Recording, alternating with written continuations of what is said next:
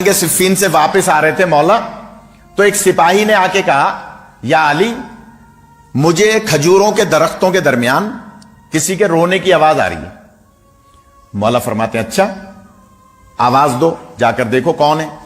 اب جو وہ سپاہی گیا تو کیا دیکھا کہ ضعیفہ سرانے بیٹھی ہے اور رو رہی ہے، میت ایک سامنے پڑی ہے اور چاروں طرف کھجوروں کے درخت ہیں اور کچھ بھی نہیں ہے۔ عرض کر دوں یا چھوڑ دوں، یہ تھوڑا سا آمادہ کہا کہ آگے بڑھ کے مولا نے، اب یہ ذہن میں رکھیے گا خدا را، مولا نے اس سے اپنا تعارف نہیں کرایا کہ میں کون ہوں۔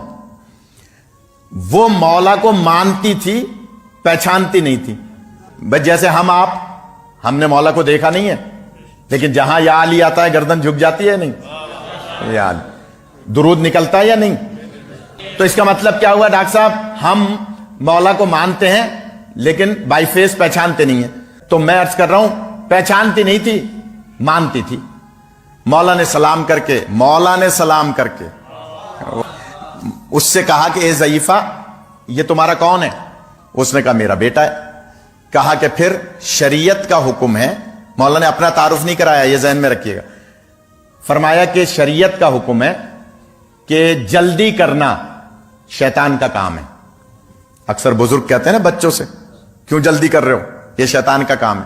مولا فرماتے ہیں جلدی کرنا شیطان کا کام ہے، الا خمسۃ مواضع، سوائے 5 موقعوں کے، سوائے 5 موقعوں کے۔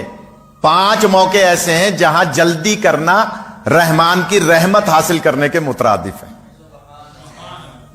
ہر کام میں جلدی کرنا شیطان کی گویا پیروی کرنا ہے۔ وہ ضعیفہ کہتی ہے بیان کر دیجئے۔ مولا نے فرمایا شریعت کا حکم ہے سب سے پہلے موت واقع ہو جائے تو دفن کرنے میں جلدی کرو۔ یا علی، موت واقع ہو جائے تو دفن کرنے میں جلدی کرو، یعنی تراب کے حوالے کرو۔ اچھا چلیں بچوں کے لیے ایک بات اور عرض کر دوں، تراب ہی کے حوالے کیوں کرو؟ اللہ نے تو 4 چیزوں سے بنایا ہے، کبھی سمندر کے حوالے کر دو، کبھی ہوا کے حوالے کر دو میت، کبھی پانی کے حوالے کر دو، یہ ہمیشہ تراب ہی کے حوالے کیوں؟ تو جملہ کہہ دوں، اللہ نے ان 4 عناصر میں بھی امین ایک ہی کو رکھا ہے اور اسے کہتے ہیں تراب۔ خیرپور میں ہمارے ایک عزیز کا انتقال ہو گیا تھا، صدام کا دور تھا، ان کی وصیت تھی کہ جناب مجھے کربلا میں دفن کیا جائے۔ بیٹوں نے، ہمارے استاد تھے مولانا محمد قاسم زیدی علی اللہ مقامہ، ان سے پوچھا قبلہ کیا کریں؟ انہوں نے کہا مفاتی میں ایک دعا ہے وہ پڑھو اور زمین سے کہو کہ تو تراب ہے، ہم تیرے حوالے یہ امانت کر رہے ہیں 10 سال کے لیے۔ یا 10 سال کے لیے امانت کی۔ اس سے پہلے ہی ان کو موقع مل گیا مشہد مقدس دفن کرنے کا۔ پوچھا علماء سے، انہوں نے کہا بھئی ایک ہی بات ہے، کربلا میں کرو یا مشہد میں کرو، وہ سب ایک ہی ہیں۔ صدام کی حکومت تو ابھی اس وقت گئی نہیں تھی۔ میت نکالی تو کفن بھی میلا نہیں تھا۔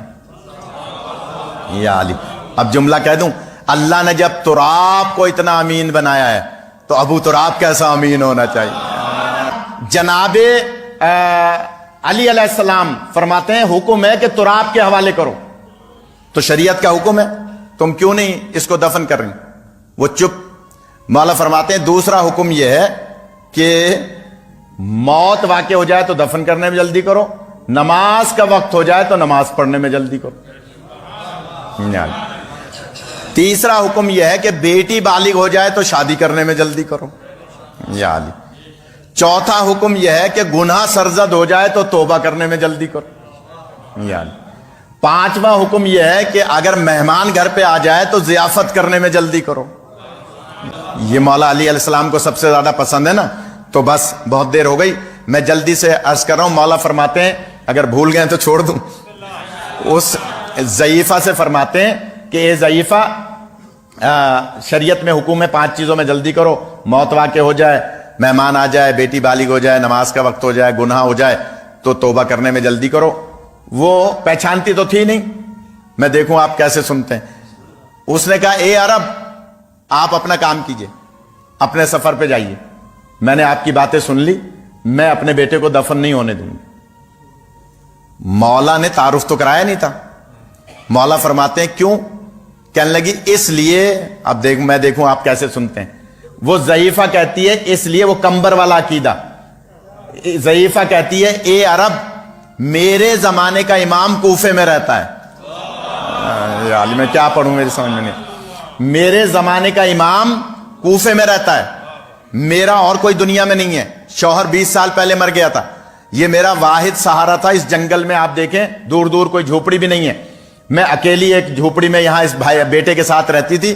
اب یہ بیٹا مر گیا، مجھے کون یہاں کھلائے گا پلائے گا؟ تو میں اسے لے جاؤں گی کوفے، اور زمانے کا امام وہ ہے جو موت اپنے دسترس میں رکھتا ہے۔ یعنی اللہ نے اس کو موت سے پہلے بنایا ہے۔ کہا کہ وہ امام میرے زمانے کا کوفے میں رہتا ہے، میں نے اس کو لے جانا ہے کوفے۔ مولا نے جب دیکھا کہ اس کا میری ذات پہ اتنا یقین ہے تو ایک مرتبہ سوال کیا، اے ضعیفہ علی اسے زندگی دلا سکتے ہیں؟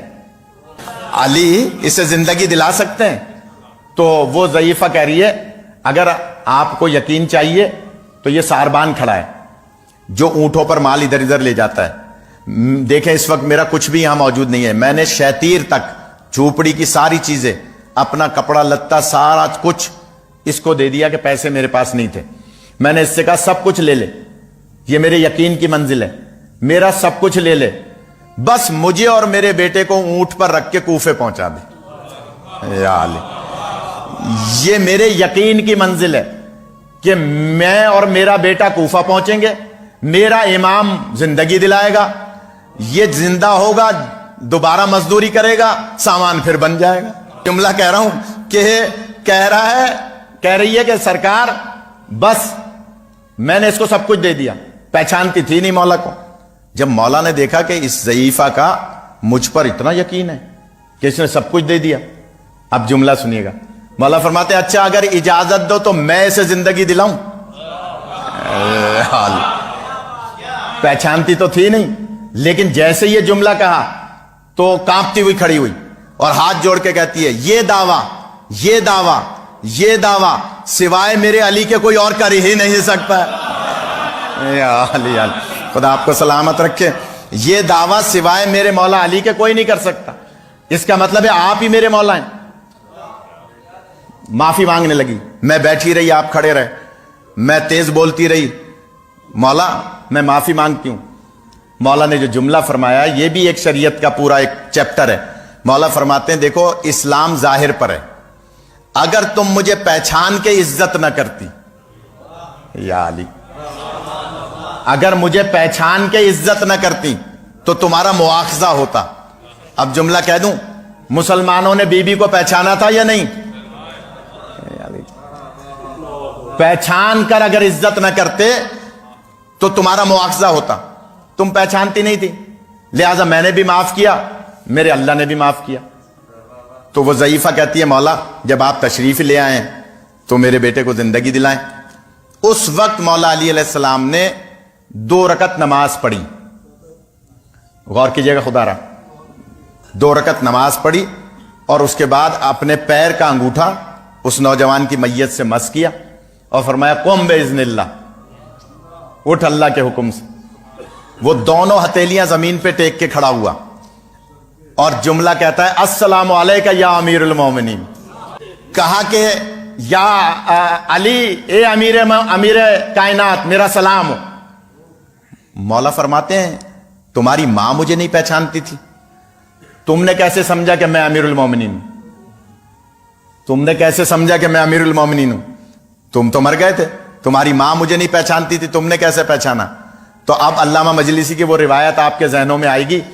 یہ کہتا ہے مولا کیسے نہیں پہچانتا، جب چند گھنٹوں پہلے میری موت ہوئی تھی تو آپ میرے سرانے موجود تھے۔ علامہ مجلسی کی روایت ہے نا کہ ہر مرنے والے کے سرانے علی آئیں گے، لہٰذا وہ کہہ رہے ہیں مولا کیسے نہیں پہچانتا، جب میری چند گھنٹوں پہلے موت ہوئی تھی تو آپ میرے سرانے موجود تھے، لہٰذا آپ ہی میرے امیر ہیں۔ مولا کائنات اب اس ضعیفہ سے کہتے ہیں اے ضعیفہ میں نے تمہارے بیٹے کو زندگی دلائی۔ اچھا سوال یہ پیدا ہوتا ہے، بچوں سے پوچھوں میں، یہ بولتے نہیں ہیں، بتائیں مولا علی علیہ السلام نے 2 رکعت نماز کیوں پڑھی؟ زندہ کرنے سے پہلے 2 رکعت نماز کیوں پڑھی؟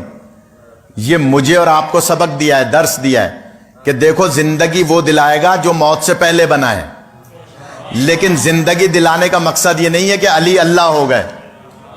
اللہ وہی ہے جس کے سامنے علی کا سر جھک رہا ہے۔ ایسے ہی نماز نہیں پڑھتے تھے، لہٰذا 2 رکعت نماز پڑھ کے پھر معجزہ دکھایا کہ اس نوجوان کو قم باذن اللہ کہہ کے زندہ کیا، اور جب وہ زندہ ہوا، اب مولا نے بس آخری 2 جملے سن لیں۔